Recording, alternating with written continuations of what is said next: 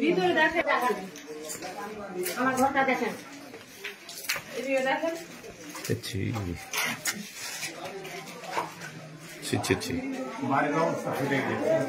সব ফেটে গেছে, আমরা কোথায় থাকবো? সামনে দেখেন, সামনে এই সব দেখেন, ছাদ সব ফেটে ফেটে পড়ে যাচ্ছে। আমি কোথায় যাব, কোথায় থাকবো? আমার স্বামীর বেরেনের দোষ, আমার স্বামী কাজ কাম কিছু করতে পারে না।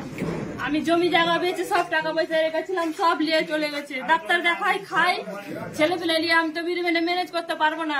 আমার সব নিয়ে চলে গেছে। আমার গহনা ছিল, মেয়ের নেকলেস ছিল, আমার ছিল মালা ছিল, দুজন কানের ছিল, সব নিয়ে চলে গেছে।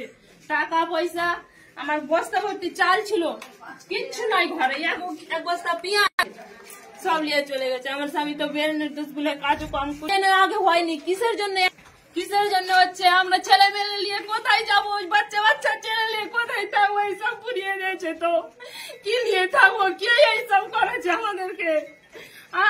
আমার স্বামী উচ্চে নিচে কাউর সঙ্গে কথা বলতে জানে না। আমার ঘরে এসে সব চিন্তাই করলো, পরে নিয়ে কে না আগুন দিল, চিন্তাই করে নিয়ে গেল। আগুনটা না দিত তবে আমি থাকতে পেতাম দুটো ছেলে মেলে নিয়ে।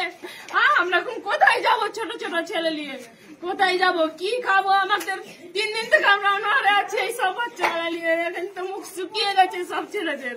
কোনো খাওয়া দাওয়া করেনি, কোনো খাবারের ব্যবস্থা নাই। আমরা কি করে থাকবো? কি নিয়ে বাঁচবো, কি নিয়ে থাকবো? আমাদের এত ক্ষতি হয়েছে, আমরা ক্ষতিপূরণ নিব। কিসের জন্য ওরা করলো? কারা এসেছিল? কারা এসেছিল? কারা এসেছিল? ওই বাইরের কারণ সব। হিন্দু তো কেউ নাই, সব মুসলিম এসে করেছে এইসব। আপনার নাম? আমার নাম দীপা মন্ডল। আপনার স্বামীর নাম? আমার স্বামীর নাম দেবগণ মন্ডল। সে তো কিছুই করতে পারে না, তার বেরেনের দোষ। সে বেরেনের ওষুধ খাই, ওষুধ আমি বের করতে পারিনি। সে ওষুধ সব ভরে গেছে। এখন আমি ওকে কি খাওয়াবো?